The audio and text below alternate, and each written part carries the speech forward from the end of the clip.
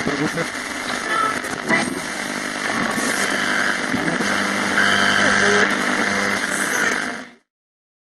there, I'm Shannon, and for most of us, it is back to school time.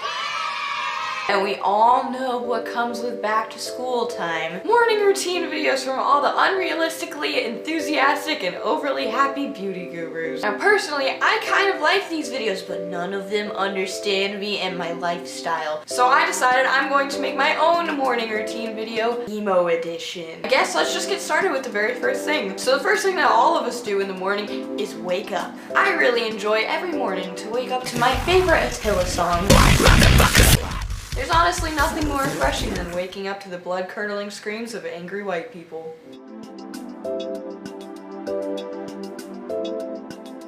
After hitting snooze like 4,000 times and I can finally drag myself out of bed, I go and brush my teeth. This step is very important because the whiter your teeth, the blacker your makeup looks.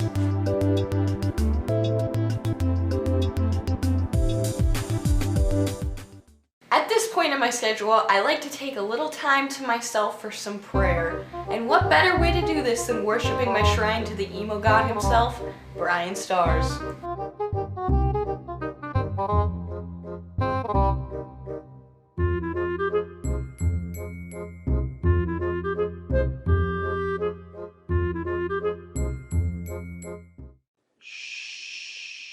This next step is very crucial to every single emo's morning routine. Makeup.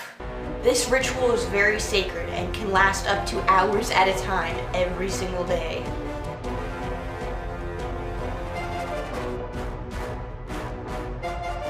Equally, if not more important than makeup, is an emo person's hair. It is very important to cover as much of your face as possible, making your makeup completely pointless, just like everything else.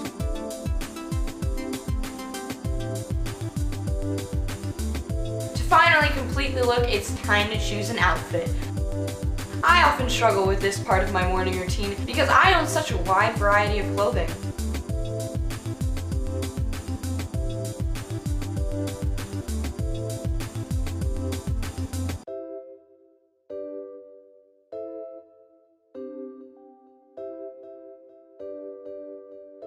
And finally, since it's against emo code to actually do your homework on time, you should seize these last few minutes before you get in the car to drive to school to complete any unfinished assignments.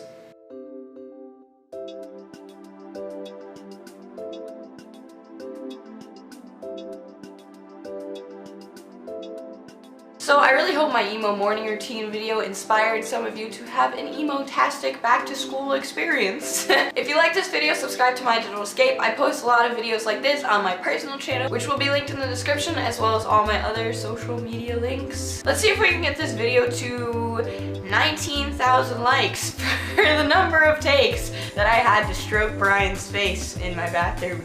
I never want to say that sentence again. But really, I love you guys so much, and I will see you in my next video. Bye!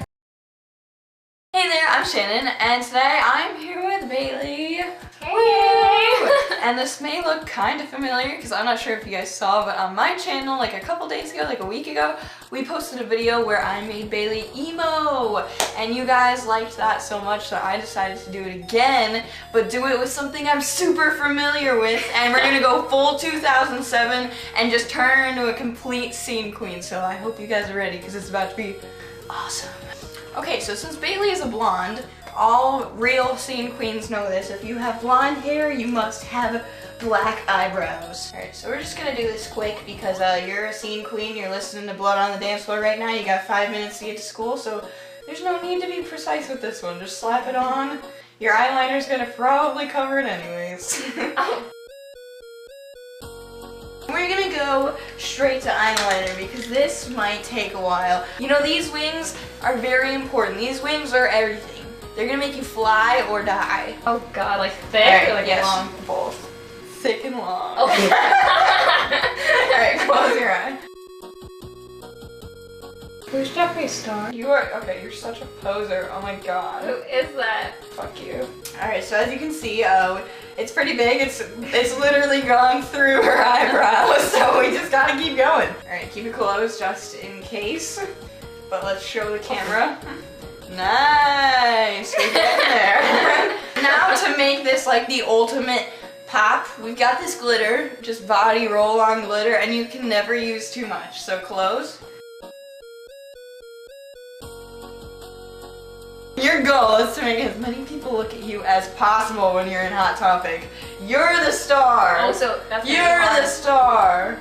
We gotta, you know, do the raccoons, so I need you to look up for me. We're gonna take that wing you made and connect it all the way down there. There we go. This is where we're starting to get serious.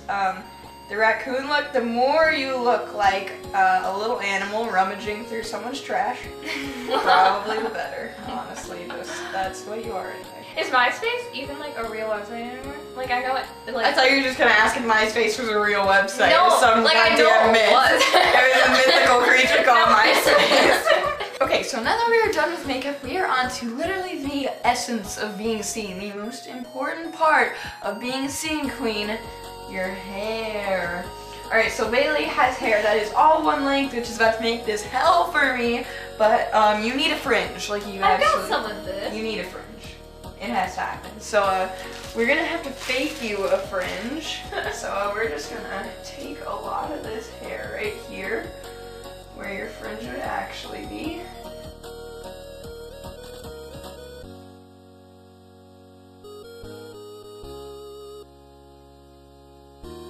We've got Bailey a fringe now. If only this was just a little shorter, it would actually be legit. And no yeah. scene hair is complete without tons of color. So we're gonna just hop right in and just throw this shit in there.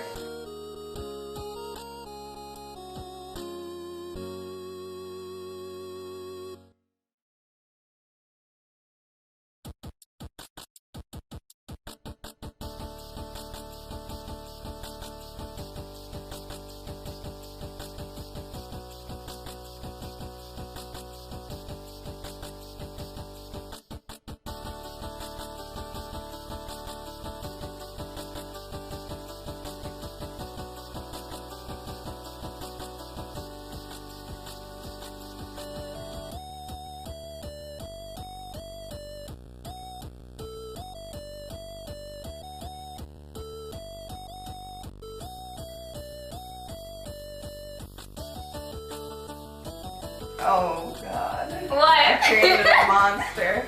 Alright, so now that this is done, I'm gonna put some accessories in because you can never have too many accessories. As a scene queen, this is gonna hold your fringe. Your fringy fringe. Nice. Fringy fringe. And bows are always a must as a scene queen. It literally is a must. Like if you don't have one, you're not real. Oh my I'm god. for real. Alright, so this is really just absolutely terrifying. We are going to go put on an outfit, a better scene outfit, and come back and show you the finished product, and I'm genuinely afraid for my life. Same. OMG, so random. XOXO. 3, 2, 1. Alright, so we are back and she has everything completed. We are with, I don't even know what to say. I'm actually kind of speechless because I really am having I'm being warped to like 2007. Like I said, this is a real hard throwback to MySpace. Travel. Oh god, yeah. So these, we have the 3D glasses with added tape just because it's so random. Oh my god. So random. We have my spirit hood, which is always a plus, but you can't actually wear it because if you wear it, you'll mess up your hair that you spent like 4 hours on. On the back, we're repping a Yoshi, so some Jordan Sweeto thrown in here just in case. This is not exactly the Scene Kid diamond necklace, but it's close. It's close. As long as you have something like this diamond necklace, you're doing it right. We have laser cats because cats, lol, raffle. And finally, the zombie pants because the zombies. So I'm pretty sure I really hate myself for doing this because she actually likes it and it's kind of scary. And you're doing all the faces and stuff, right? It's really terrifying. Alright, so if you want to see like part 1-ish to this video where I made her emo, that's on my channel and I will link that right here. Please stop. Am I doing it correctly? Yes, you're doing a good job.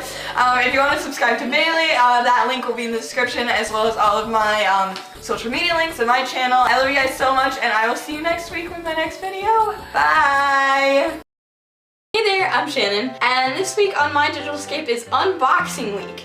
Now, that being said, I literally have never seen an unboxing video, so I'm really just taking a shot in the dark and trying to figure out what I'm doing. So yeah, I got the most unique of all toys, a Barbie. Woo! Who would have thought? Who's ever seen one of these before? I'm not even sure. So I guess the first thing that we do is open the box because it's an unboxing. So yeah, I'm just gonna do that now.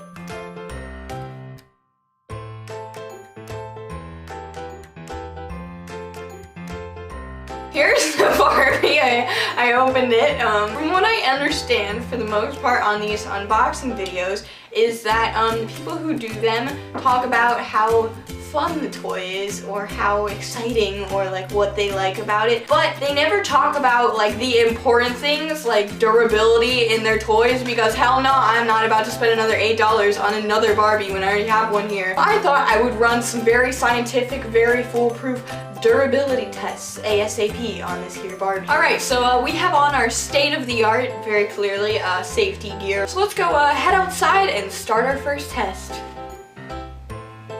For the #1 test of durability, we're focusing on impact. Because of my vast knowledge of children and their obscene behaviors, I know that toys are frequently left scattered around the driveway. That's why I'm here today with this car and this here Barbie. Okay. Jesus, Jeremy, my face is up here. For the love of God, jeez, cut. So as you can see, step 1, I have entered the vehicle and we are going to proceed with the impact test on Barbie. Are you ready, kids?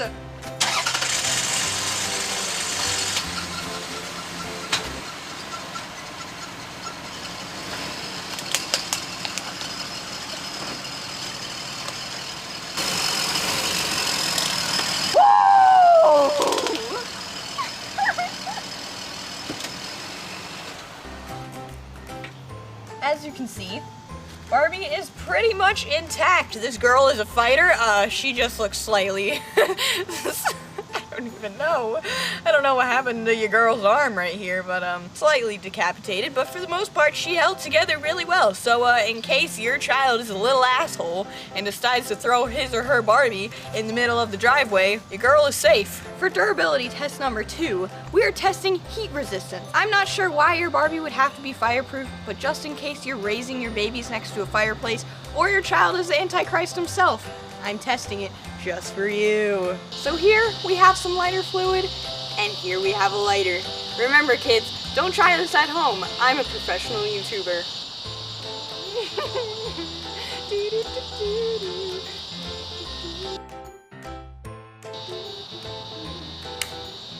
Woo! Woo! Woo! That bitch's on fire! Woo! God, her hair! Oh no! Oh girl! Oh girl! This girl is on fire! This girl is on fire! Ah, get the hose!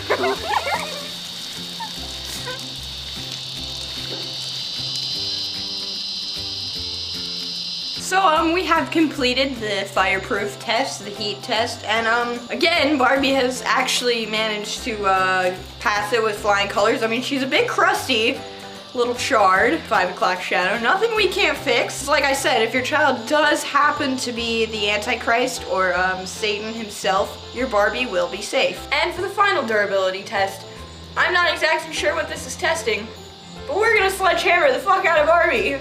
Yeah! Woo! Yeah! Yeah! Well, nothing's happening. Oh!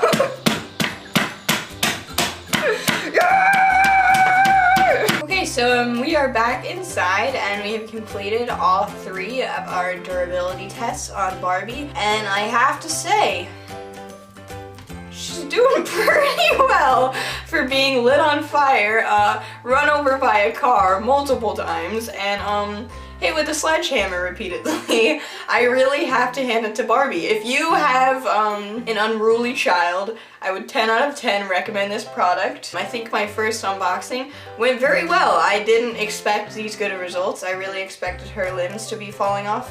Head is a little...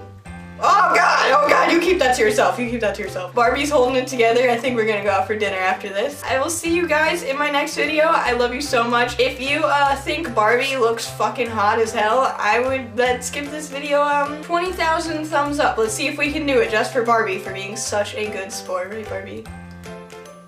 Alright, I love you guys so much, and I will see you in my next video. Bye!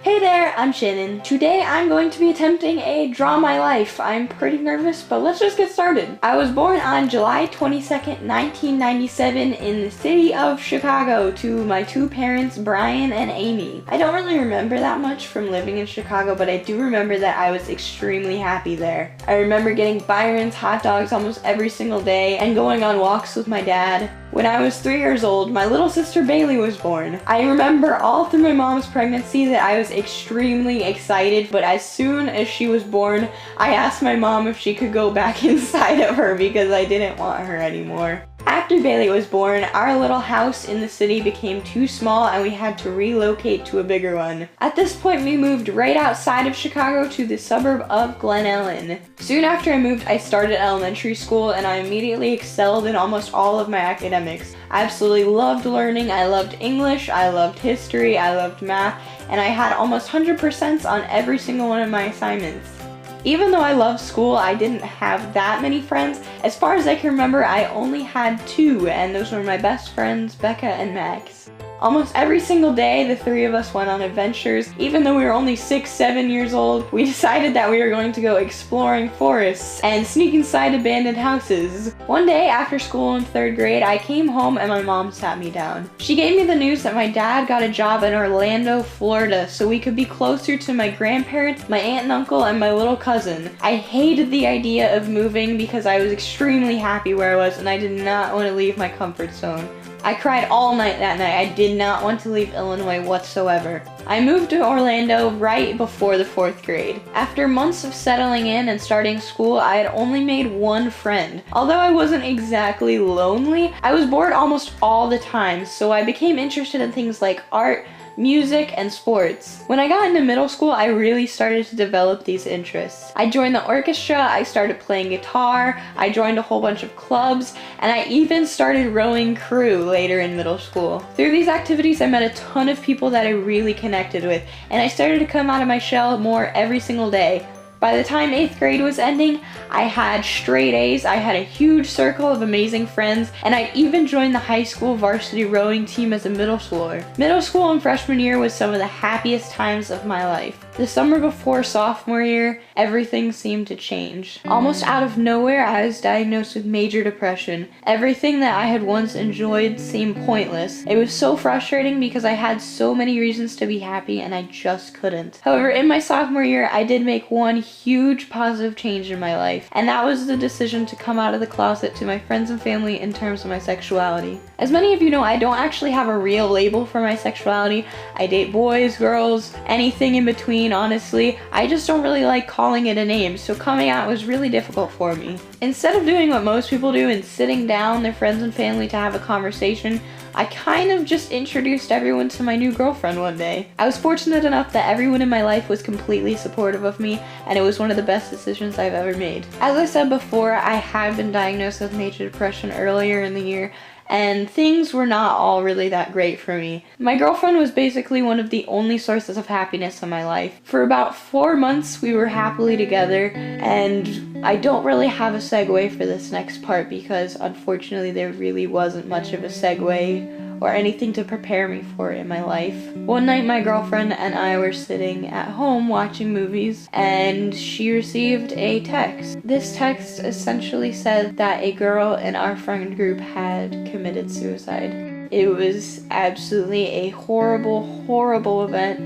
It flipped everybody's worlds upside down. To make things very, very confusing for me, my girlfriend on this night also told me that she had also been secretly dating the girl who had just passed away behind my back.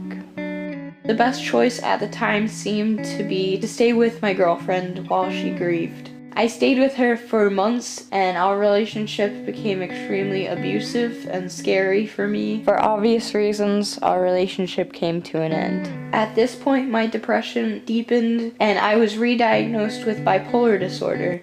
After spending months completely isolated, I had 3 guys invite me out to a sort of get-together to watch The Walking Dead and have pizza. This one is really difficult for me to talk about, and I'm not going to go into detail whatsoever, but I consider this one of the most defining moments in my entire life. But I showed up at their house. These were people I were sort of close with, friends with, and immediately was blindsided, and I was raped. After weeks of not telling anyone and having complete horrible breakdowns almost daily, I told my mom about the situation and she called the police. Long story short, they had taped confessions from all 3, and the police still, for some reason, could not do anything for me, could not arrest them.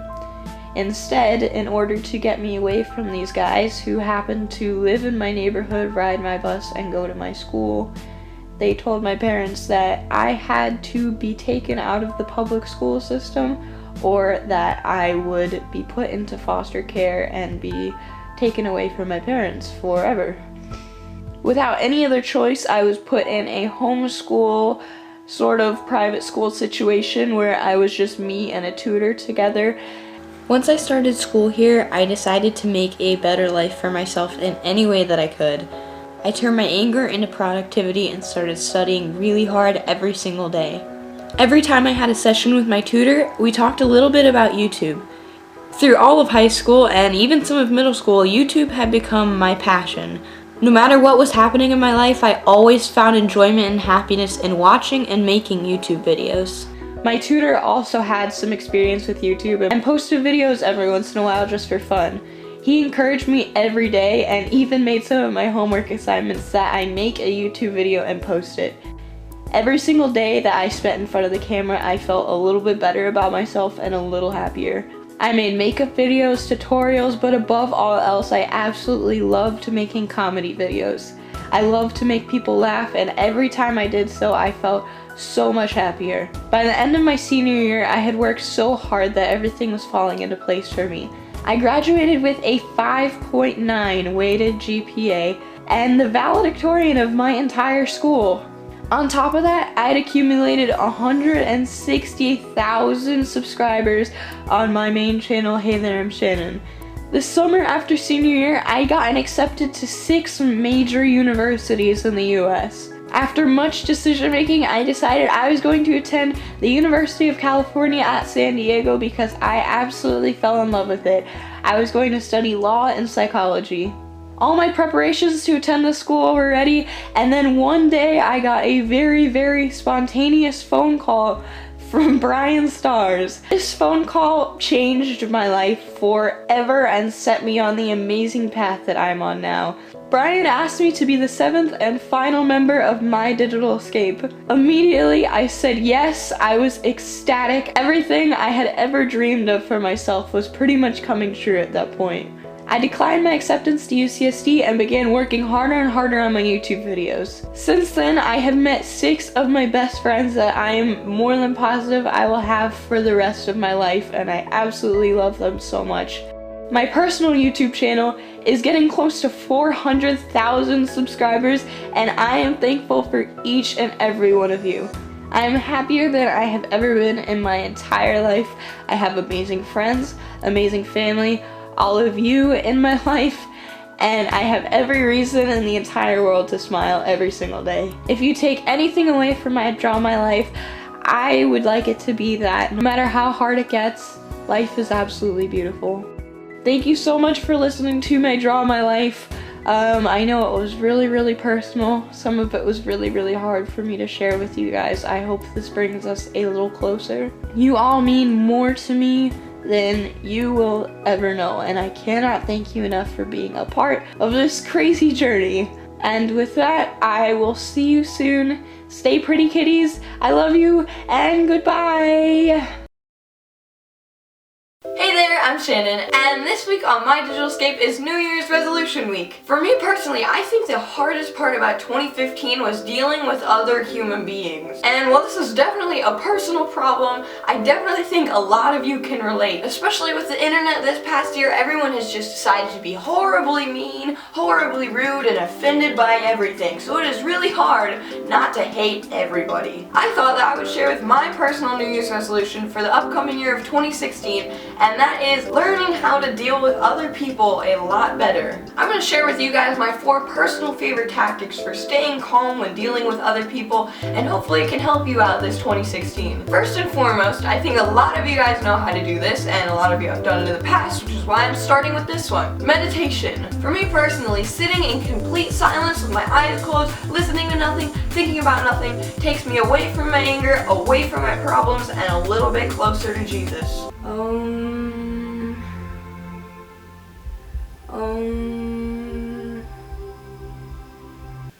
Jesus fucking Christ!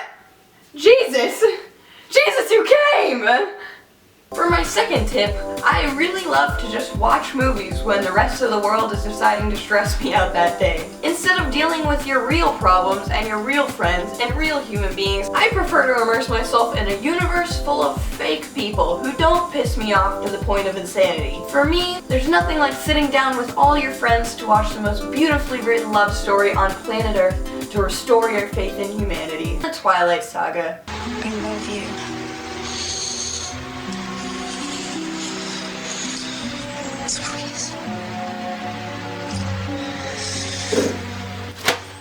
Team Jacob! Tiffany! You know we're all Team Edward here.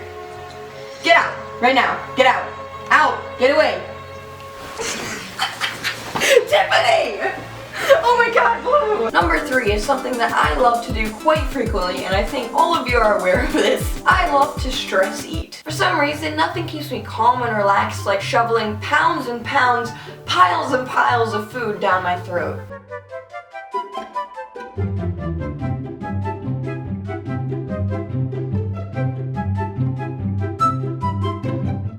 None of these methods work for you, which they may not, because I understand. The human race is terrible. There is one final option, which I do not recommend unless you're a professional, like me. For my 4th and final tip of this video, I really suggest trying all other methods first. But if all else fails, you can always sell your soul to Satan. Once you do this, you will have Lucifer's protection for the rest of forever, and no one will ever bother you again.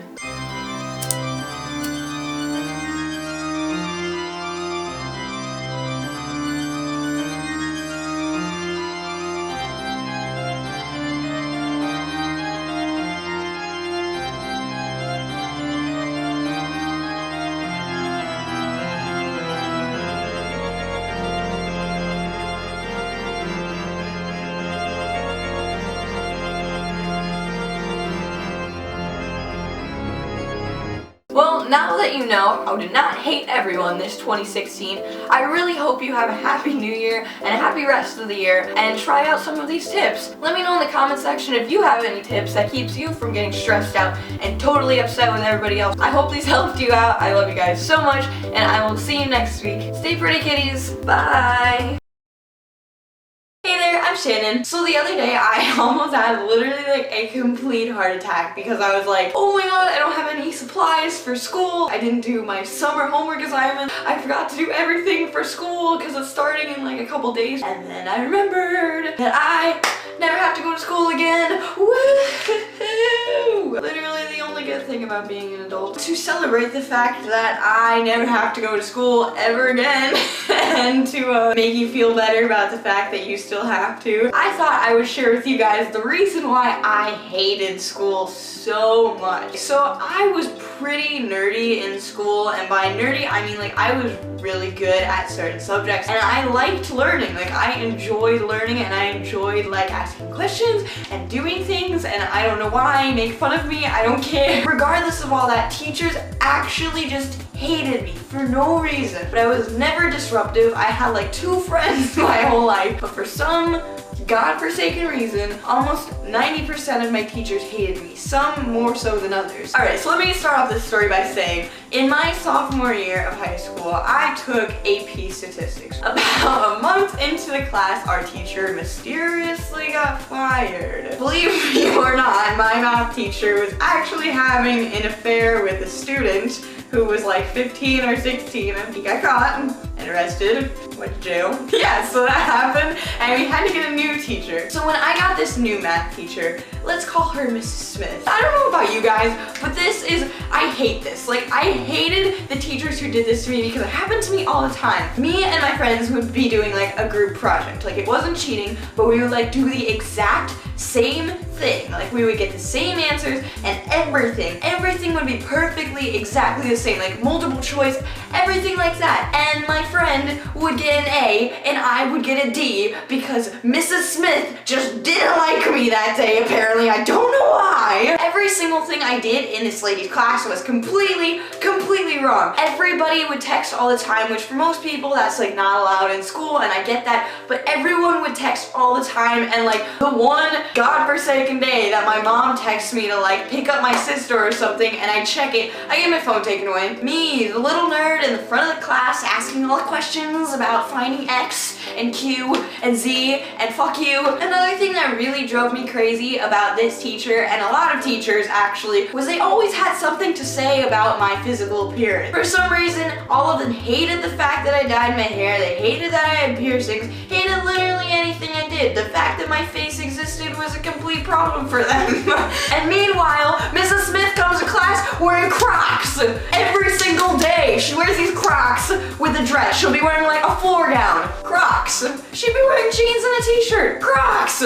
She'd be wearing a pantsuit. Crocs. So Croc Lady is trying to give me shit over my appearance every day, much like all the other teachers that didn't like me in school. But the fact that she wore Crocs just invalidated everything. How you got to wear Crocs and tell me that you don't like the way that I look? It's public school, okay? I can do what I want.